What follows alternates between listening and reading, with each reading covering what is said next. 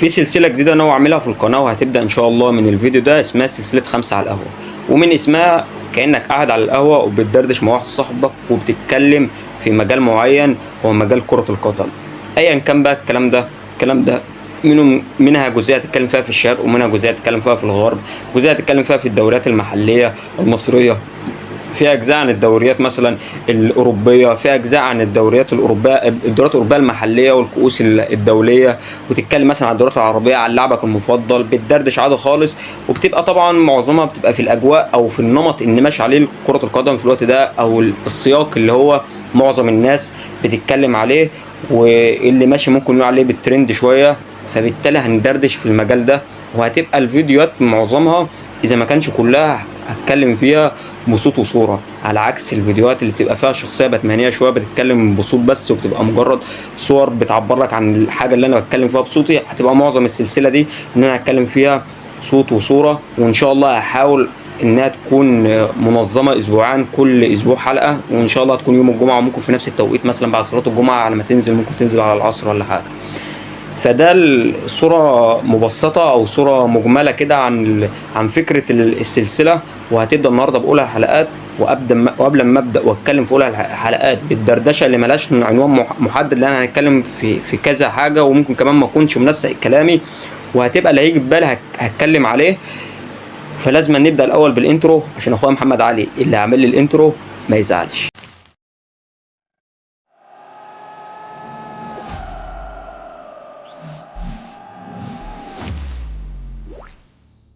انترو كده حاجه فخمه كده، وحاجه مبسطه، وحاجه لذيذه كده، ما فيهاش موسيقى، ما فيهاش اي حاجه من الانواع اللي انا بحاول ابعد عنها في فيديوهات عموما. وتحيه كده في الفيديو ده لباشمهندس محمد علي، راجل من الناس المحترمه جدا، ومن الصحاب اللي قلبهم نضيف وقليلين شويه. مبدئيا كده انا من الناس، ويمكن تكون مش انا من الناس القليلين، ممكن ناس كتيره جدا في النوعيه دي، بس انا ممكن زودتها شويه. من بعد ماتش مصر والارجنتين انا تقريبا بالنسبه لي اتقفلت عن الكوره العالميه، عن اللاعبين المفضلين لي على الصوره العالميه، اي لاعب اجنبي، اي حد من الاخر، بعيدا عن مصر، بعيدا عن دولتي، بعيدا عن الكره العربيه في المجمل، عن بلاد عن الدول الاسلاميه. فانا بقيت بحاول على قد ما اقدر، او يمكن خلاص ده حاجه قناعه من جوايا، ان انا ما بقتش مثلا اتنرفز او ازعل لو فريق مثلا فريق المفضل او لاعب المفضل خسر، لان خلاص ما بقاش ده لاعب المفضل، وما بقاش ده فريق المفضل. بقيت خلاص بالنسبه لي الماتشات المهمه بالنسبه لي بقيت بفرج فيها ممكن بشويه عصبيه، وممكن بتفرز ادرينالين لو مثلا الماتش بدا يصعب او عايز تسجل هدف، فمستني فمستنظر. الكلام ده تقريبا ما بقاش موجود غير في ماتشات منتخب مصر، ده رقم واحد بالنسبه لي. والنادي الاهلي النادي اللي انا بشجعه جوه مصر. فبالتالي اي حاجه بعد كده مانشستر يونايتد مثلا فتره من فترات من 2008 مثلا، وانا ده النادي بالنسبه لي من النوادي اللي انا خلاص اول ما وعيت على الكوره وبدات اتفرج شويه، فده النادي اللي انا بالنسبه لي بدات بنتمي له شويه وبحبه يكسب. فكنت على فترات بتابعه الداون جريد اللي حصل للمانشستر يونايتد الفتره الاخيره، فخلت شويه الناس حتى المشجعين مانشستر يونايتد ما يظهروش قوي على الساحه. بس الناس كتيره اللي متابعني بالذات على القناه عارفه ان انا من الناس اللي كنت بتابع وكنت بحب مانشستر يونايتد. فبالنسبه لي مانشستر يونايتد دلوقتي لو خسر عادي خالص، لو كسب حتى مش هفرح له برضه الفرحه المستنظره، لان خلاص زي ما قلت لك ده بقى توجهي وده بقى فكري وبقى حاجه من جوايا. فمش هطلع انافق واحاول ان انا افرح مثلا بانتصار مانشستر يونايتد، او حتى لاعب المفضل. هو حتى اللاعب ده كان في وقت من زين الدين زيدان، كان رونالدينو، كان على فترات لو حتى بحب بتفرج على لعبه ميسي مثلا. فخلاص الناس ده كله كريستيانو رونالدو فتره مانشستر يونايتد، بالنسبه لي الكلام ده كله ما بقاش موجود. وبالتالي انا توجهه شويه في الفتره الاخيره بعد ماتش مصر والارجنتين، بقيت بتفرج وبقيت ببص في نطاق اللي هيفيد منتخب مصر في المعسكر اللي جاي. بالنسبه لي اي حاجه تانية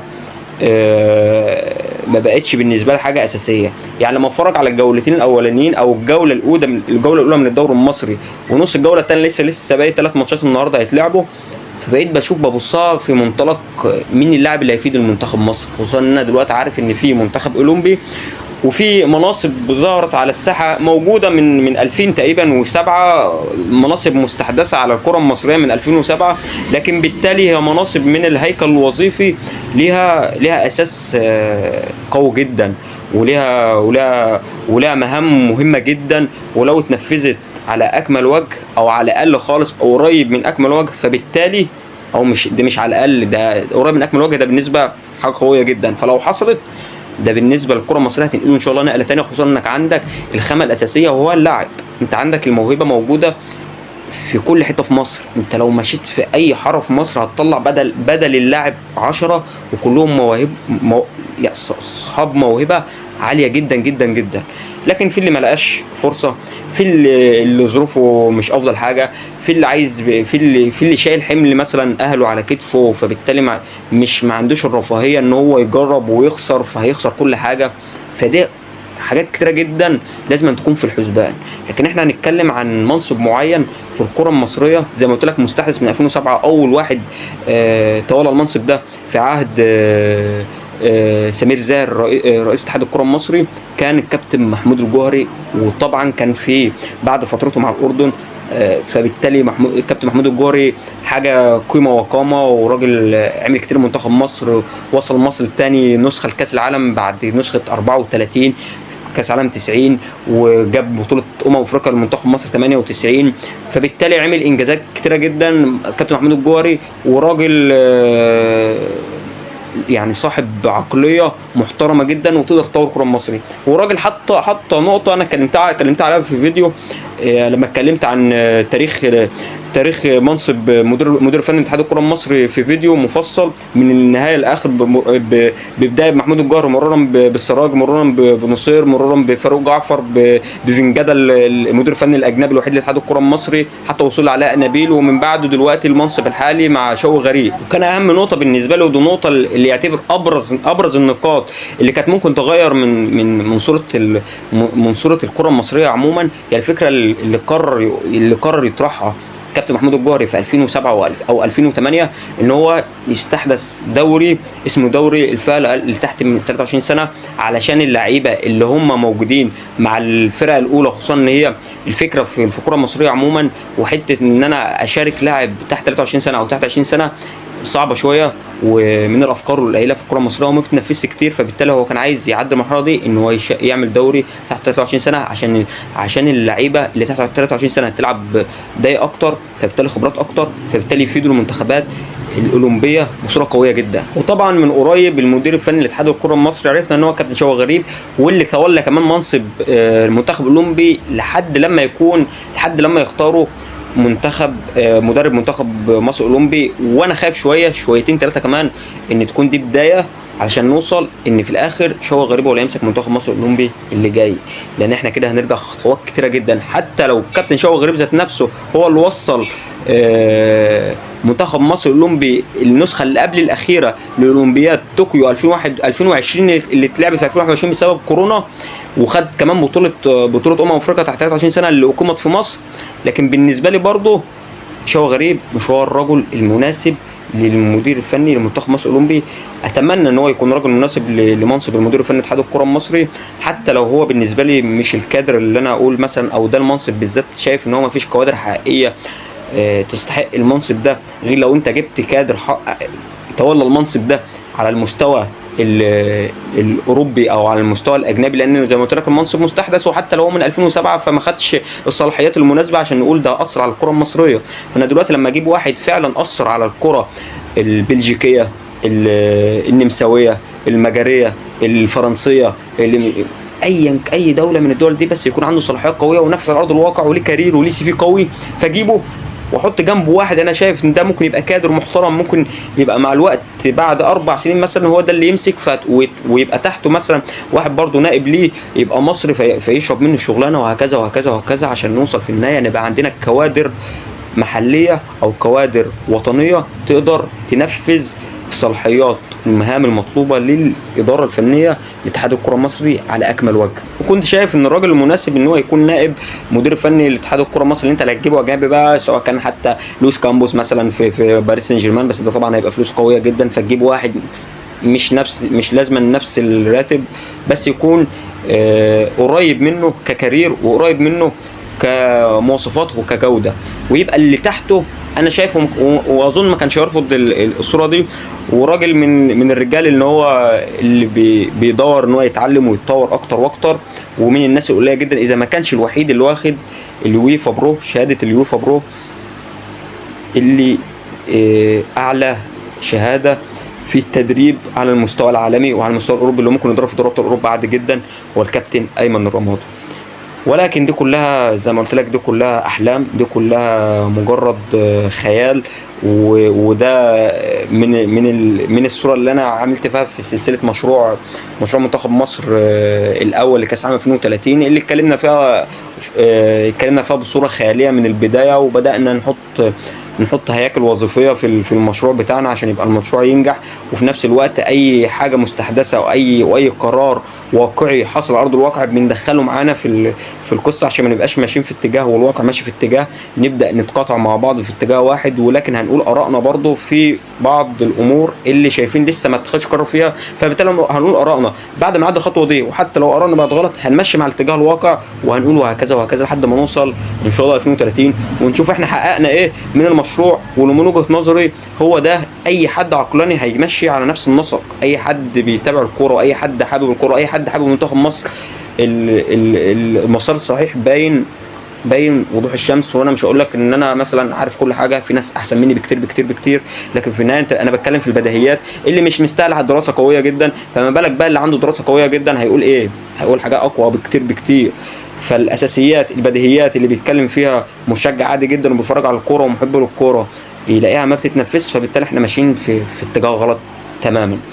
فنرجع لكلامنا الاصلي، واول جولتين للدوري المصري شفت نقطه في اول جوله بالذات، اول جوله في نقطه بالنسبه لي سلبيه جدا جدا جدا، واني لما بص انا داخل على منتخب مصر الاولمبي اللي هيلعب اولمبياد لوس انجلوس في 2028 واحنا دلوقتي في 2026 وفي نهايه 2026، فبالتالي 2027 خلاص اهو، وبطوله افريقيا من حسن حظنا والحمد لله اللي هتتلعب في مصر، فبالتالي هتبقى فرصتك، فبالتالي انت عديت مرحله التصفيات اللي كانت لا قدر الله ممكن لو وقعت فيها كنت هتموت جيل، فانت هتوصل لنقطه ثانيه يشكر فيها هنا بوريده بعلاقاته ان هو يقدر يجيب بطوله افريقيا 2028 تحت 23 سنه عشان تبقى فرصتك اقوى في انك توصل للاولمبياد ان شاء الله.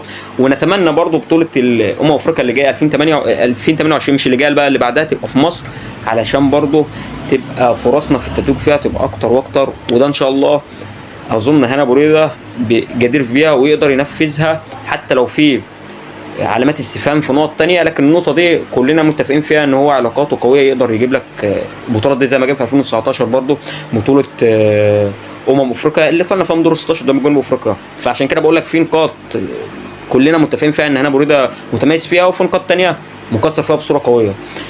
فهنرجع تاني نتكلم في حتة اللي هو الجولتين في حته منتخب مصر الاولمبي بقى، انا زي ما قلت لك ان احنا بنتكلم في بطوله افريقيا اللي زي ما عرفنا او زي ما الاخبار بتقول ان بطوله اولمبياد لوس انجلوس بقى اللي هيوصل بس فرقتين بس من افريقيا مش ثلاثه، مش بقت نظام ملحق، مش بقت ثلاثه وبعد كده الرابع ده على حسب ملحق، بقت اثنين بس ويمكن الثالث ملحق او مش ملحق.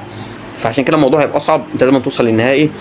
ومع التطور اللي في الكره المغربيه فانت شايف ان في منتخب زي ما تقول حط نفسه خلاص كمنتخب قوي في الفئات الشبابيه، ان هو خلاص بنسبه كبيره هيوصل لنهائي كاس افريقيا حتى لو في ملعبك، زائد بقى انك بتسوق جنوب افريقيا التطور فيها، زائد الجزائر، زائد تونس، زائد ليبيا، زائد منتخبات الافريقيه المعروفه كوت ديفوار، السنغال، وهكذا وهكذا. فالموضوع صعب ولازم نشتغل فيه من دلوقتي عشان ما نلاقيش نفسنا قبل البطوله بشهر وشهرين، ده احنا محتاجين نجيب مدير فني، ده احنا محتاجين نشوف القوام الاساسي للمنتخب، ده احنا محتاجين هنشوف ايه. طب بص على اخر بطوله كاس عالم الشباب اللي هو المنتخب المفروض هيأدي، هل اللعيبه دي نظامها بتلعب ولا مش هتلعب؟ طب لو مش بتلعب خلاص انا مش مجهز، فانا هلعب اللعيبه دول خلاص وهي مش جاهزه بدنيا، فده هيوقعك في الوحل وهيخليك النقطه او الصوره اللي انت بنسبه كبيره هتوصل لها مش هتوصل لها بسبب انك مش مهيئ نفسك. فانا دلوقتي بالنسبه لي ببص لاول جولتين، وده لاول جوله لبطوله الدوري المصري، وده هو المكان المناسب او المكان الاكثر اخذ، اكتر مكان هتعرف تاخد منه لعيبه تبقى موجوده في منتخب مصر الاولمبي. فلما اشوف من 220 لاعب من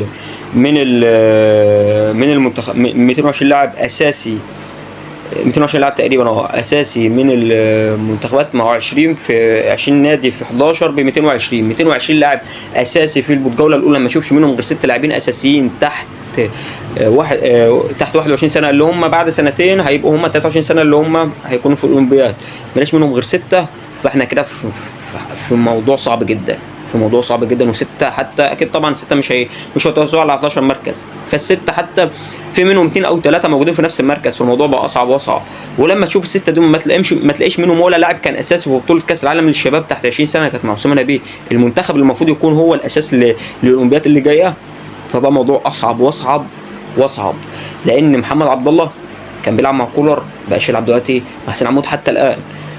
عمر سيد معوض ما بيلعبش، الراجل اللي راح ريال بيتيس واصابته والحمد لله انه رجع بالسلامه، ما بيلعبش مع النادي الاهلي الصوره الاساسيه، وحتى بيلعب في نفس مركز محمد عبد الله، ومعاهم حسين الشحات ومعاهم زيزو ومعاهم طاهر محمد طاهر. فالموضوع صعب جدا، واللعيبه ما طلعتش اعارات، فالموضوع صعب ان هم ياخدوا دقائق قويه بنفس اللوائح اللي موجوده حاليا. زائد برضو انك هتبص دلوقتي كباكا برضو اللاعب الاساسي اللي كان بيلعب في زد رجع للنادي الاهلي، فبقى عنده في نفس المركز مروان عطيه، عنده في نفس المركز احمد رضا، عنده في نفس المركز امام عاشور، عنده في نفس المركز كوكا، عنده في نفس المركز لعيبه بتتكلم هو ممكن كباكا الخامس، ممكن تكون كباكا الخامس اذا ما كانش حد انا سقطته.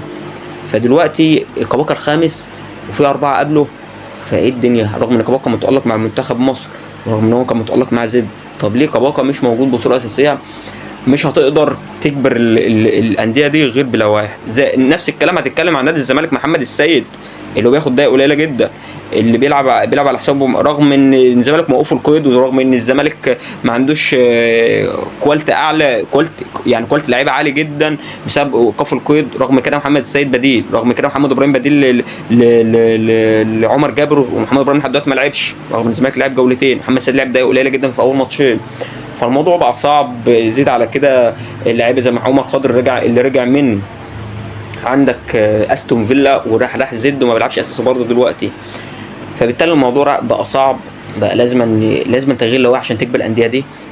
هتقول لي اللائحه خلاص تصدق عليها، عادي جدا، ممكن اعمل اجتماع ثلاثي ما بين رئيس اتحاد الكره المصري وما بين المدير الفني اتحاد الكره المصري، اتكلم عن هنا بريده، اتكلم عن شوقي غريب، اتكلم عن رئيس رابطه الانديه احمد دياب. اجتماع ثلاثي يا جماعه، احنا عايزين دلوقتي، احنا رايحين دلوقتي الصوره الواضحه بالنسبه لي دلوقتي الموضوع صعب. فلو مشينا على نفس النسق احنا مش هنلوم غير نفسنا لما نروح لبطوله الاولمبياد اللي جايه، مش هنلاقي لعيبه. فانا محتاج دلوقتي احط لوائح يتصدق عليها، اعمل اجتماع طارئ، جمعيه عموميه غير عاديه اللي بتقول عليها في الانديه، مش عارف بقى هيسموها ازاي في رابطه الانديه، اجتماع من الاخر للانديه عشان نعرف في لائحتين، في مادتين جداد في اللائحه هنضيفهم، ولازم كله ويكون باشراف وزاره الشباب والرياضه. نشوف بقى الدنيا هتمشي ازاي عشان في الاخر مصلحه الكره المصريه وتبقى فازه. مع عرفتك في الفيديو اللي قبل كده برضو الكلام اللي هو خلف الشاشات بيبقى اكتر من قدام الشاشات او في الاجتماعات، فتعرف تنسق مع معظم الانديه عشان تبقى ضامن ان الاغلبيه يصدقوا، فبالتالي القرار يتنفذ. والقرارين دول من وجهه نظري ان انا اجبر الانديه كل جوله يكون موجود لاعب اساسي على الاقل تحت 21 سنه، ويبقى برضه في نفس النمط يكون عندي كل 5 جولات حارس اساسي لازما تحت 21 سنه في كل نادي، علشان يبقى عندي عدد وافي بعد كده في اما اوصل للاولمبياد، وبعد وقبل الاولمبياد حتى في بطوله افريقيا اللي موصله للاولمبياد يبقى عندي لعيبه واخده دقايق اكتر، خبرات اكبر، فيفيدوا المنتخب بصوره ان شاء الله كبيره. وزي ما قلت لك اول 6 لعيبه في الفيديو اللي قلت لك 6 لعيبه مفيش منهم ولا لاعب حارس مرمى، والموضوع صعب. وحارس المرمى اللي بيبدا السيزون اذا ما اتصابش تقريبا هو اللي بيكمل السيزون ويخش عدد دقايق كبيره. لو خد الرابطه خد مش عارف ايه، ودلوقتي في كلام ان الرابطه مش هتبقى في الفتره الدوليه، فبالتالي هتلاقي عادي عناصر اساسيه اللي بتلعب بالرابطه عادي جدا هتبقى بطوله قويه. ونفس القصه على كاس مصر.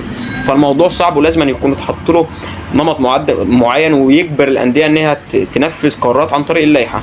فانا دلوقتي لما في النادي الاهلي مثلا محمد عبد الله لما يلعب ناحيه اليمين في ماتش بسبب اللائحه لازم العب، فهقعد زيزو وقعد حسين الشحات او اغير مراكزهم، واجي العب تاني ماتش لازم العب حسين الشحات او زيزو، فبالتالي هدي كباقه في عدد دقايق اكتر، فاللعيبه تاخد خبرات اكتر، اللعيبه تثبت نفسها، ممكن يجبروا المدرب ان هم يلعبوا خلاص بصوره اساسيه بعيد عن اللائحه. نفس الكلام على الزمالك، نفس الكلام على زد، نفس الكلام على باقي الانديه الدوري المصري. ولكن لما نتكلم بقى على 6 لعيبه اللي قدوا لمنتخب مصر، هتلاقي لاعب اسمه محمد عصام في انبي. اللاعب ده اكتر لاعب عامل مراوغات صحيحه في الدوري، الجوله الاولى ب4 مراوغات صحيحه من اصل 4، يعني بنسبه 100%. ولاعب كله شاف الامكانيات وتعب قد ايه محمد هاني، وتعب قد ايه اللعيبه حتى اللي بتدعم محمد هاني، وجاب جون، عمل اداء مميز جدا مع انبي، فلازم النظر عليه. لكن برضه في نقطه ثانيه، ان حامد عبد الله في نفس المركز ده، فهيعمل ايه محمد بركات مدرب الانبي؟ هيلعب محمد عبد الله الماتش الجاي وهيقعد محمد عصام، ولا هيغير مركزهم؟ والاثنين لعيبه من فئه الاولمبيه، فانت هتخسر واحد، لا اما الاثنين ممكن يلعبوا في نفس الوقت، ويبقى محمد بركات يعني يستحدث مركز جديد للاعب منهم، فالاثنين يكونوا في ارضيه الملعب. وفي لاعب كمان لازم يكون في نظره من كابتن حسام حسن، في لاعب معاه دفاع الاولمبيه، لاعب تقريبا عنده 25 سنه او 26 سنه او 27، اسمه علي حمدي في البنك الاهلي. اللاعب ده ارقامه في الجوله الاولى خلت خلاص ان هو اي حد يبص عليه. كرات الطوله هو الاعلى، اعلى من رونالدو في الجوله الاولى. الدقه هو الاعلى، الدقه في الباصات تقريبا، وفي عدد الباصات هو الاعلى. لاعب كورته كويسه، لاعب طول القامه في وسط الملعب، فلازم النظره من كابتن حسام حسن للاعب ده لمدار 5 جولات. ممكن اللاعب ده يكون هو عنصر مفاجأة لمعسكر سبتمبر اللي جاي، لان هو خلاص لو ثبت نفسه ماشي بنفس النسق، يبقى من العدل اكيد انك اجيبه للمعسكر اللي جاي، وابدا اديله حتى اللي هو النمط او خبرات المعسكر والاجواء بتاعه المعسكر، حتى لو مش هيلعب بدايه كبيره. فده من وجهه نظري لازم الكابتن حسام حسن يبص عليه. اما تيجي تبص بقى والحمد لله شكرا لله ان اللاعب زي حمزه عبد الكريم اللي وصل للقائمه اللي مشاركه لبطوله الدوري الاسباني لنادي برشلونه الاول، هتيجي تقول الكره المصريه ما عندهاش اي اساسيات في التقييم، حتى في وقت من اوقات المشجعين، حتى في وقت من اوقات المشجعين اللي هم اصلا في الاصل بينتقدوا قرارات المسؤولين ما قدروش يبنوا على اللاعب ده، او الامكانيات اللي موجوده عندنا ما تخلكش تساعد ان اللاعب ده يتطور في المده القصيره دي بالامكانيات البدنيه دي، زي ما شفناه في برشلونه قبل بطوله كاس العالم، اللي خلى كابتن حسام حسن ويحسب له يجيب حمزه عبد الكريم من كاس العالم حتى لو ما لعبش دقائق كتيره. وبالتالي نظره برشلونه ليه بقى بصوره ثانيه، اللاعب ده لعب كاس عالم، في الموضوع بقى مختلف. وفليك لما قال له تعالى شارك معانا في البري سيزون وهو لسه جاي من كاس العالم ومن حقه ان هو ياخد فتره اجازه، كسر الاجازه وراح على طول وبدا فتره الاجازه من اول، فبالتالي العقليه والمنتاليتي في الوقت ده اتغير اكيد مع فليك، واثر بالايجاب مع فليك ومع الاهداف اللي سجلها حمزه عبد الكريم، تقريبا الاهداف الخمسه في البطولات الوديه. اكبر فليك مع لاعب تاني من الشباب من اصل تقريبا 11 او 12 لاعب، هم الاثنين بس اللي كملوا.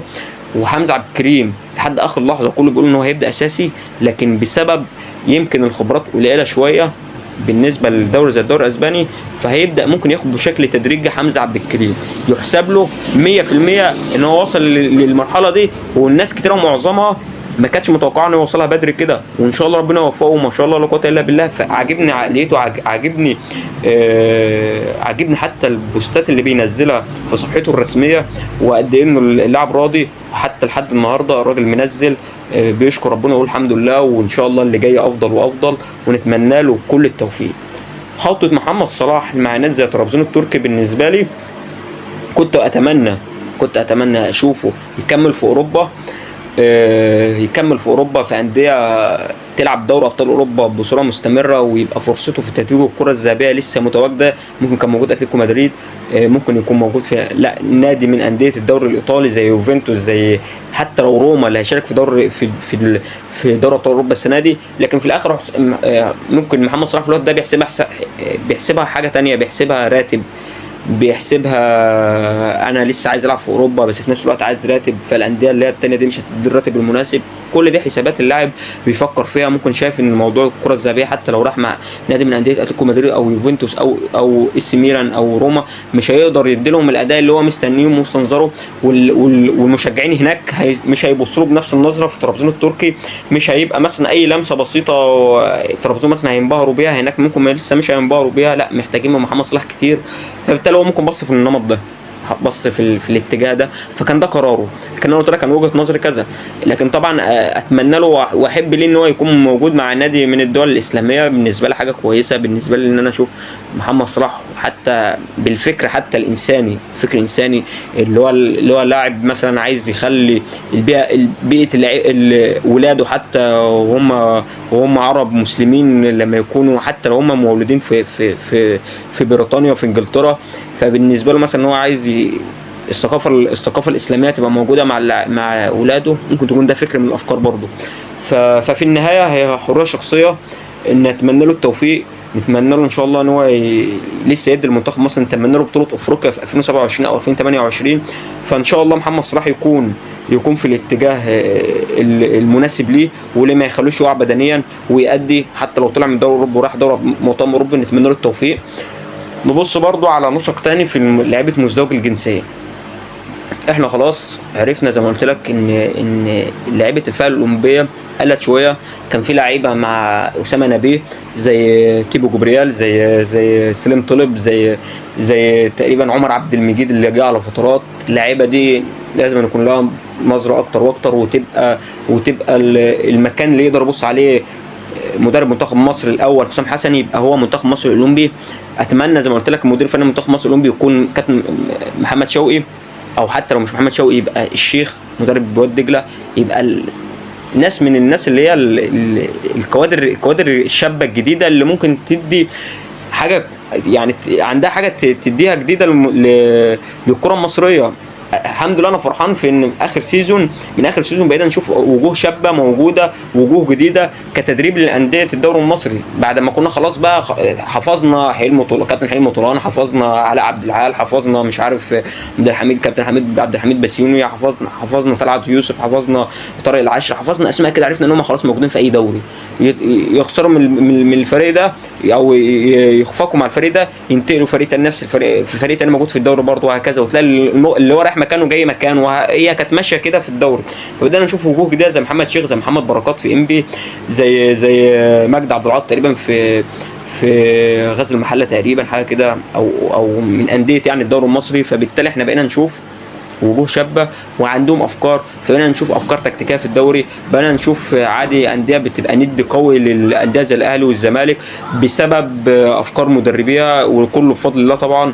فبالتالي انا دلوقتي زي ما قلت لك شايف ان احنا ماشيين في اتجاه كويس، بس اتمنى قرارات معينه ما توحش النمط اللي ماشيين عليه، وتكمل على خير، وابقى اشوف في الاخر المعسكر الجاي منتخب مصر في سبتمبر، اشوف وجوه جديده، اشوف حاجه متطوره للكره المصريه. منتخب الاولمبي اتمنى ان احنا نبدا من دلوقتي، اتمنى ان احنا ناخد القرارات، اللوائح دي تكون هي اكيد مليون في المية. مش هقول لك الموضوع صعب، ده مليون في المية هيجي على افكار اي واحد. انا بقول لك انا جايب لك الداتا دي من مواقع زي سوفا سكور، يعني حاجه يعني بسيطه جدا، مش جايبين من اوبتا ولا سيت بومب ولا الكلام ده كله، اللي بتجيب لك حاجات مدفوعه، وبتجيب لك صوره مفصله عن الارقام وعن الداتا اللي تقدر تقيم بيها اللعيبه. ده حاجه بسيطه خالص 6 لعيبه بس في اول جوله، فلازم ان انت تعالج الموضوع ده. هتعالجه ازاي؟